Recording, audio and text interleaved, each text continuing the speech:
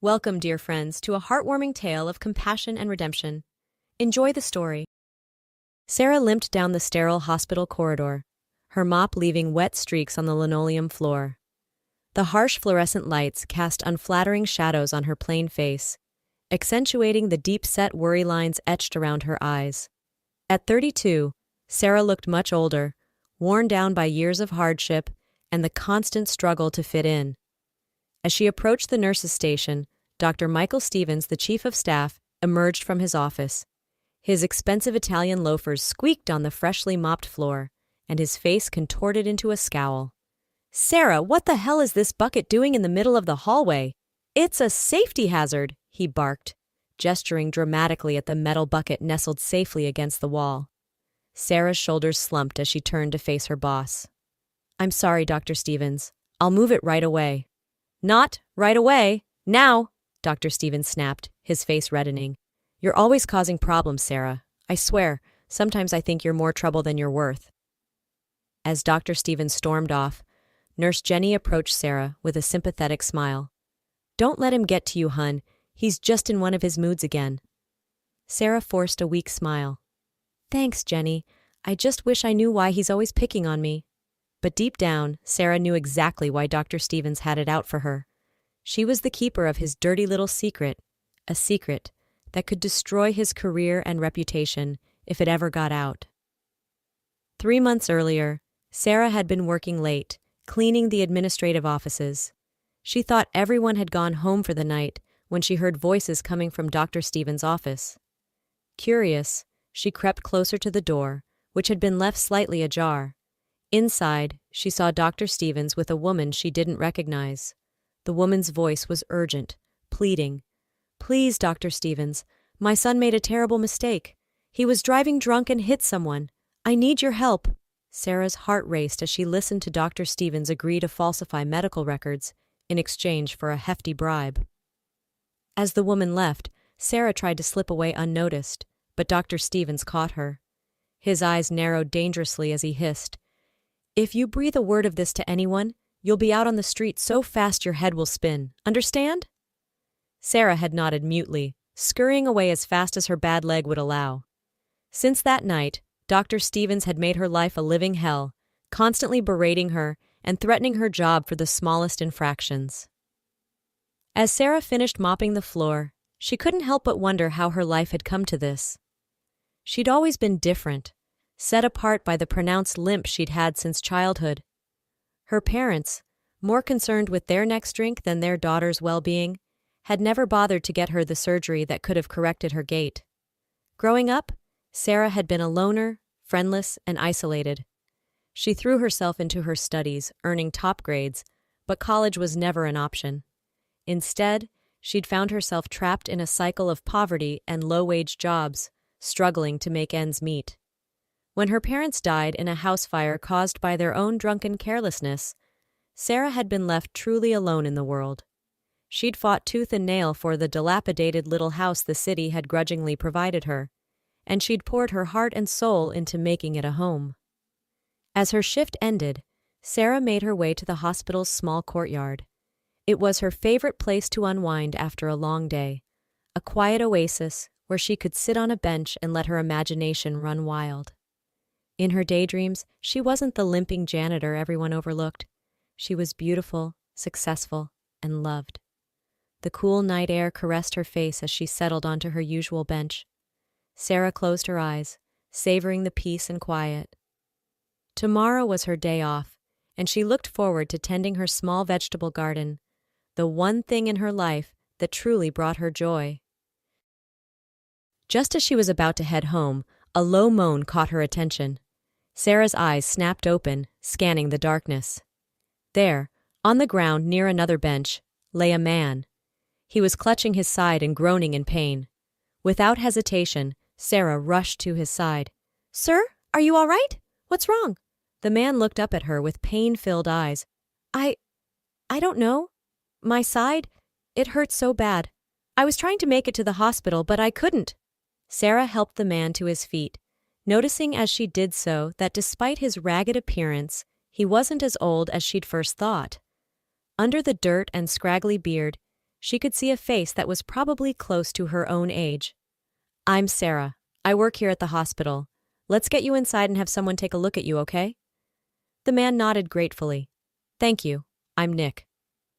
As Sarah helped Nick into the emergency room, she saw the looks of disgust on the faces of the staff. Ignoring them, she guided Nick to a chair and went to speak with the intake nurse. "Excuse me, this man needs help. He's in a lot of pain." The nurse barely glanced up from her computer. "Fill out these forms and wait to be called." Sarah bit back a retort and returned to Nick with the clipboard. As she helped him fill out the paperwork, she couldn't help but notice how his eyes kept darting around nervously, as if he expected to be thrown out at any moment. "It's okay," she reassured him. "They'll take care of you here." Nick gave her a small, grateful smile. "Thanks. I haven't had much kindness lately." Before Sarah could respond, a harried-looking doctor approached them. "What seems to be the problem?" Nick described his symptoms, and the doctor's expression grew serious. "Sounds like appendicitis. We need to get you into surgery right away." As they wheeled Nick away, Sarah felt a strange tugging in her chest. She hoped he would be okay. Little did she know, this chance encounter was about to change both their lives forever. The next morning, Sarah arrived at the hospital early, eager to check on Nick before her shift started. She found him recovering in a small room, looking much better than he had the night before. "Sarah." Nick's face lit up when he saw her. "I was hoping you'd come by. I wanted to thank you for helping me last night. I don't know what I would have done if you hadn't found me." Sarah felt a warm glow in her chest at his words. It wasn't often that anyone noticed her, let alone thanked her. "I'm just glad you're okay. How are you feeling?" "Much better," Nick replied. "The doctor said I was lucky. If I'd waited much longer, my appendix might have burst."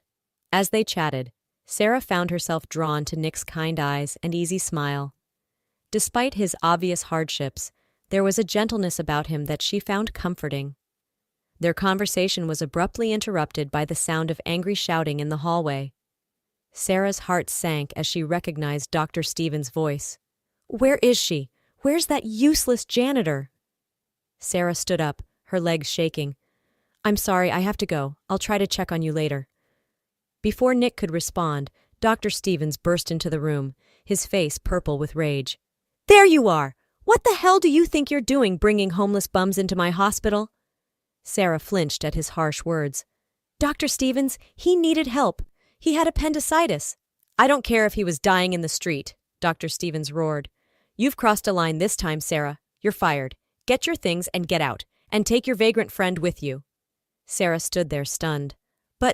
But you can't just throw him out. He's recovering from surgery." Dr. Stevens sneered. "Watch me. Security will be here in 5 minutes to escort both of you off the premises.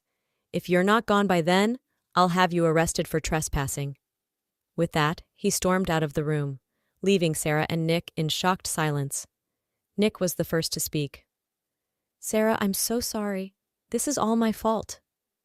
Sarah shook her head, fighting back tears. "No, it's not your fault. Dr. Stevens has had it out for me for a long time. This was just the excuse he was looking for." As the reality of her situation sank in, Sarah felt panic rising in her chest. She'd lost her job. How would she pay her bills? How would she survive? Nick struggled to sit up in bed. "Sarah, what are you going to do?" She took a deep breath, trying to calm herself. "I don't know, but first we need to get you out of here. Can you walk?" Nick nodded hesitantly. "I think so, if I take it slow." Sarah helped Nick out of bed and gathered his few belongings. As they made their way slowly down the hall, she could feel the stares and whispers of her former coworkers. Head held high, she guided Nick to the exit, where a taxi was waiting. As they settled into the back seat, Nick turned to her with worried eyes. "Where are we going?" Sarah gave the driver her address before turning back to Nick. "My place. It's not much, but you need somewhere to recover, and I can't leave you on the street." Nick's eyes widened. "Sarah, you don't have to do that. You've already lost your job because of me. I can't impose on you any further." Sarah managed a small smile. "It's okay, Nick. Right now, I think we both need a friend." As the taxi pulled away from the hospital, Sarah felt a strange mix of fear and excitement. She had no idea what the future held, but for the first time in a long time, she didn't feel quite so alone. The taxi pulled up to Sarah's small weathered house on the outskirts of town. As they made their way up the cracked concrete path, Sarah couldn't help but feel a twinge of embarrassment at the peeling paint and overgrown yard. "It's not much," she said apologetically as she helped Nick through the door. "But it's home." Nick's eyes roamed around the small living room, taking in the mismatched furniture and the vase of wildflowers on the coffee table. "It's lovely," he said sincerely. "Thank you for bringing me here." Sarah helped Nick settle onto the worn but comfortable couch. "You should rest. I'll make us some tea." As she busied herself in the tiny kitchen, Sarah's mind raced. What was she thinking, bringing a stranger into her home? But as she glanced back at Nick, who was gingerly touching his bandaged side, she knew she couldn't have done anything else. Returning with 2 steaming mugs, Sarah handed one to Nick and settled into the armchair across from him. An awkward silence fell between them. Finally, Nick spoke. "I can't thank you enough for everything you've done for me, Sarah, but I feel terrible about you losing your job. If there's anything I can do to help..." Sarah shook her head. "You need to focus on recovering. I'll figure something out." As they sipped their tea, Sarah found herself opening up to Nick in a way she never had with anyone before. She told him about her childhood, her parents' neglect, and the loneliness that had been her constant companion. Nick listened attentively, his eyes filled with compassion. When she finished, he reached out and gently took her hand. "I'm so sorry you've had to go through all that, Sarah. You deserved better." Tears pricked at Sarah's eyes at his kindness. "What about you?" she asked, eager to change the subject. "How did you end up, well, homeless?" Nick finished with a wry smile.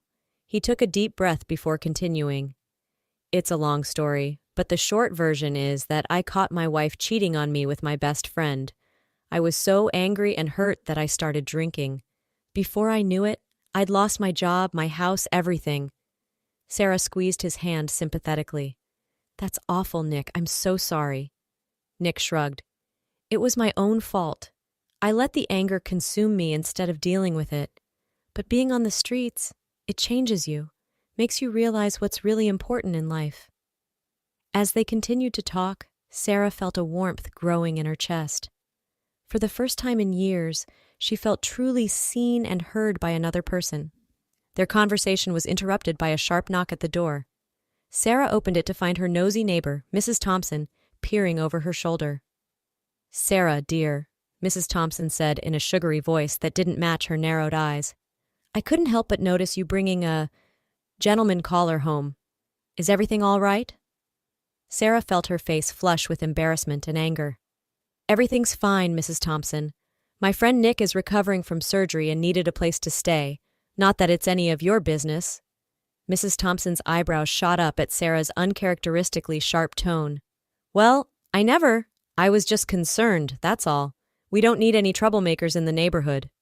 "The only trouble here is nosy neighbors who don't mind their own business," Sarah snapped, surprising herself with her boldness. "Good day, Mrs. Thompson." She closed the door on the sputtering woman and turned back to Nick, who was struggling not to laugh. "I'm sorry about that," Sarah said, her cheek still burning. "Mrs. Thompson likes to keep tabs on everyone in the neighborhood." Nick grinned at her. "Don't apologize, that was amazing. I don't think I've ever seen anyone shut down a busybody so effectively." As they laughed together, Sarah felt an unfamiliar sensation bubbling up inside her. It took her a moment to recognize it as happiness. For the first time in longer than she could remember, Sarah felt like she had a real friend. And as she looked at Nick's smiling face, she couldn't help but wonder if perhaps he could become even more than that. The days that followed fell into a comfortable routine. Sarah tended to Nick's wound, changing his bandages and making sure he took his medication. In return, Nick insisted on helping around the house as much as his recovering body would allow. One afternoon, about a week after Nick's arrival, Sarah came home from a disappointing job search to find him in the backyard, examining her rickety old fence. "What are you doing?" she asked, setting down her purse. Nick turned to her with a smile. I was thinking this fence could use some repair. I noticed you have some tools in the shed. If you'd like, I could fix it up for you. Sarah hesitated. That's very kind of you, Nick, but you're still recovering. I don't want you to strain yourself. Nonsense, Nick replied. The doctor said light activity would be good for me. Besides, it's the least I can do to repay your kindness. Over the next few days, Nick threw himself into repairing the fence. Sarah watched in amazement as he skillfully replaced rotted boards and reinforced weak spots. By the time he was finished, the fence looked better than it had in years. Nick, this is incredible, Sarah said, running her hand along the smooth, freshly painted wood. Where did you learn to do this? Nick's eyes took on a faraway look. My dad was a carpenter. He taught me everything he knew. I used to love working with him before. Before what? Sarah prompted gently. Nick sighed. Before I threw it all away for a corporate job that I hated. I thought I needed to wear a suit and sit behind a desk to be successful. Turns out, I was happiest when I was building things with my hands. Sarah nodded in understanding. It's never too late to start over, you know. Nick gave her a small smile. Maybe you're right. As the weeks passed, Nick's health improved, and so did Sarah's little house. He fixed leaky faucets, patched holes in the walls, and even built a charming window box for Sarah's flowers. The house was slowly transforming, much like the relationship between its two occupants. Sarah found herself looking forward to coming home each day, eager to see what new improvements Nick had made to the house. More than that, she longed for their evening conversations, where they shared their hopes, fears, and dreams. One night, as they sat on the newly repaired porch swing, Sarah turned to Nick with a serious expression. Nick, I've been meaning to ask you something. Nick set down his iced tea and gave her his full attention. What is it, Sarah? She took a deep breath. I've noticed how much you enjoy working on the house. Have you ever thought about turning it into a career? Maybe starting your own handyman business? Nick's eyes widened in surprise. I hadn't really considered it. Do you think I could? Sarah nodded enthusiastically. Absolutely. You're incredibly skilled, Nick. And I've seen how happy you are when you're working with your hands. I think you'd be amazing at it. A slow smile spread across Nick's face. You know, that's not a bad idea. But, his smile faltered, who would hire someone like me? I don't exactly have the best track record. Sarah reached out and squeezed his hand. You've made mistakes, Nick, but that doesn't define who you are. I've seen the real you over these past weeks. You're kind, hardworking, and talented. Any client would be lucky to have you. Nick's eyes glistened with unshed tears. Thank you, Sarah. Your belief in me, it means more than you know. As they sat there, hands clasped and hearts full, Sarah realized that something had shifted between them. The air seemed charged with possibility, and she found herself leaning closer to Nick, drawn by an invisible force. Just as their lips were about to meet, a car horn blared in the distance, shattering the moment. They jumped apart, both blushing furiously.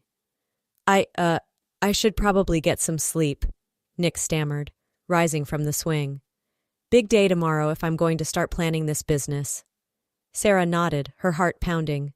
Right, of course. Good night, Nick. As she watched him disappear into the house, Sarah touched her fingers to her lips, wondering what might have happened if they hadn't been interrupted. The next morning, Sarah awoke to the sound of hammering. She found Nick in the backyard, constructing a small workbench out of scrap wood. What's all this? She asked, handing him a cup of coffee. Nick grinned up at her, his eyes shining with excitement. I couldn't sleep last night. I kept thinking about what you said, about starting my own business, so I figured I'd get a head start. Sarah beamed at him, her heart swelling with pride. That's wonderful, Nick. Is there anything I can do to help? Together, they spent the day brainstorming ideas for Nick's new handyman business. Sarah used her old laptop to help him create flyers and a simple website, while Nick made a list of all the services he could offer. As they worked, Sarah couldn't help but notice how alive Nick looked. His eyes sparkled with purpose, and there was a spring in his step that hadn't been there before. You know, Nick said as they took a break for lunch, I never thought I'd feel this way again. Excited about the future, I mean. Sarah smiled softly at him. I know exactly what you mean. It's like the world is full of possibilities again. Their eyes met, and for a moment, the air between them crackled with unspoken emotions. But before either of them could act on it, Sarah's phone rang, breaking the spell. It was the hospital administration office. Sarah listened intently, her expression changing from confusion to shock. What is it? Nick asked as she hung up. Sarah looked at him, her eyes wide. That was the hospital. They want me to come in for a meeting tomorrow. Something about discussing recent events. Nick's brow furrowed with concern. Do you think it has something to do with Dr. Stevens? Sarah shrugged helplessly. I don't know, but I guess I'll find out tomorrow. That night, Sarah tossed and turned, her mind racing with possibilities. What if Dr. Stevens had told more lies about her? What if they were planning to press charges for helping Nick? By the time morning came, she was a bundle of nerves. Nick insisted on driving her to the hospital in Sarah's old car. As they pulled up to the entrance, he turned to her with a reassuring smile. No matter what happens in there, Sarah, remember that you did the right thing. And I'll be right here waiting for you. Sarah nodded gratefully, drawing strength from his words. Taking a deep breath, she stepped out of the car and walked into the hospital, her head held high. To her surprise, she was led not to the administration offices, but to the boardroom. As she entered, she found herself face to face with not only the hospital administrator, but also several members of the board of directors. Miss Walker, the administrator began, we've asked you here today to discuss the events surrounding your dismissal from St. Mary's Hospital. Sarah's heart raced as she prepared to defend herself. But what came next shocked her to her core. It has come to our attention that your termination was the result of a grievous error in judgment on the part of Dr. Michael Stevens. The administrator continued, we have conducted a thorough investigation and uncovered numerous instances of misconduct, including the incident you witnessed involving falsified medical records. Sarah's jaw dropped. You know about that? One of the board members nodded gravely. Dr. Stevens's actions have brought shame upon this institution. He has been terminated from his position and may face criminal charges. The administrator leaned forward, his expression softening. Miss Walker, on behalf of St. Mary's Hospital, I want to offer you our sincerest apologies for the treatment you endured. We would like to offer you your job back, with a substantial raise and a promotion to head of custodial services. Sarah sat there stunned. She had never imagined this outcome in her wildest dreams. As the reality of the situation sank in, she felt a weight lifting from her shoulders. She was vindicated. She was valued. With tears in her eyes, Sarah looked at the expectant faces around her. Thank you for this opportunity, she said, her voice strong and clear, but I'm afraid I'll have to decline. The room erupted in surprised murmurs. The administrator looked taken aback. Miss Walker, I assure you, the raise is quite generous. Sarah held up a hand, silencing him. It's not about the money. These past few weeks have shown me that there's more to life than just surviving. I've discovered new possibilities, new dreams, and I think it's time I pursued them. As she walked out of the hospital, her head held high, Sarah felt like a new woman. Nick was waiting for her in the car, his face etched with concern. How did it go? He asked anxiously as she slid into the passenger seat. Sarah turned to him, a bright smile illuminating her face. Nick, how would you feel about having a partner in your new business venture? Nick's eyes widened in surprise, then crinkled with joy. Sarah, are you serious? You really want to work with me? She nodded, her heart full of excitement and hope. I've spent my whole life feeling invisible, Nick. But with you, I feel seen, I feel valued, and I think together we could build something amazing. Nick reached out and took her hand, intertwining their fingers. I think you're right, he said softly. And this time, when he leaned in to kiss her, there were no interruptions. Over the next few months, Sarah and Nick threw themselves into building their new business, Second Chance Renovations. They started small, taking on odd jobs and minor repairs for neighbors and friends of friends. Word of mouth spread quickly, and soon they found themselves with a growing list of clients. Sarah discovered she had a knack for organization and customer relations, while Nick's skills with tools and building continued to impress everyone they worked for. They made a perfect team, both in business and in life. One evening, as they sat at their kitchen table reviewing their finances, Nick let out a low whistle. "Sarah, do you realize we've made more in the past 3 months than I used to make in a year at my corporate job?" Sarah looked up from her laptop, her eyes wide. "Really? That's incredible." Nick nodded, a proud smile on his face. "And it's all thanks to you. If you hadn't believed in me, hadn't pushed me to start this business, I'd probably still be on the streets." Sarah reached across the table and took his hand. "We did this together, Nick. You've changed my life just as much as I've changed yours." As they gazed into each other's eyes, Nick suddenly stood up and pulled Sarah to her feet. "Come with me. I want to show you something." He led her out to the backyard, where a large object stood covered by a tarp. With a flourish, Nick pulled the tarp away, revealing a beautifully crafted wooden gazebo. Sarah gasped, her hands flying to her mouth. "Nick, it's beautiful! When did you do this?" Nick smiled sheepishly. "I've been working on it in secret for weeks. I wanted it to be perfect." As Sarah walked around the gazebo, admiring the intricate details and sturdy construction, Nick cleared his throat nervously. "Sarah," he began, his voice trembling slightly, "these past few months have been the happiest of my life. You saw something in me that I couldn't see in myself. You gave me a second chance when I thought I didn't deserve one." Sarah turned to face him, her heart pounding as she realized what was happening. Nick slowly lowered himself to one knee, pulling a small velvet box from his pocket. "Sarah Walker," he said, his eyes shining with love and unshed tears. "Will you marry me?" Tears streamed down Sarah's face as she nodded vigorously. "Yes, Nick, yes, I'll marry you." As Nick slipped the ring onto her finger, a simple but elegant diamond that he had saved for months to buy, Sarah felt like her heart might burst with happiness. They sealed their engagement with a kiss, standing in the gazebo that would forever symbolize their love and the life they had built together. 5 years later. The sound of children's laughter filled the air as Sarah and Nick stood on their front porch, watching their 4-year-old twins, Emma and Ethan, play in the yard. The once dilapidated house had been transformed into a warm and inviting home, a testament to their hard work and love. "Mommy, Daddy, look!" Emma called out, pointing to a butterfly that had landed on a nearby flower.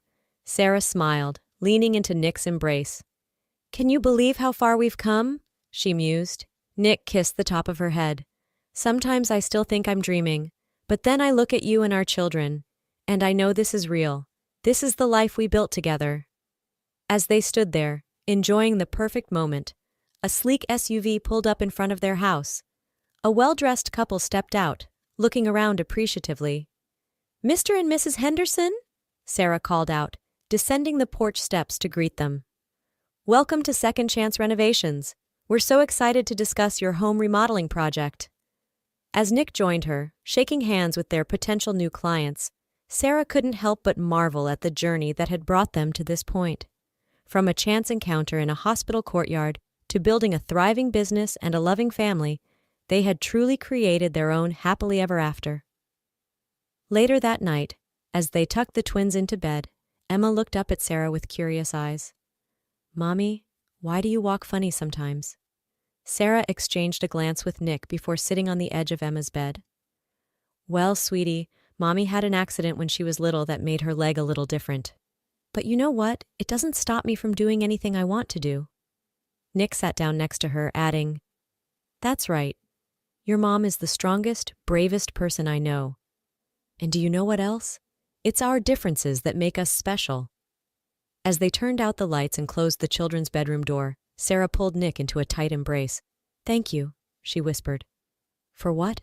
Nick asked, stroking her hair. "For loving all of me," Sarah replied. "For seeing past my limp and loving me for who I am."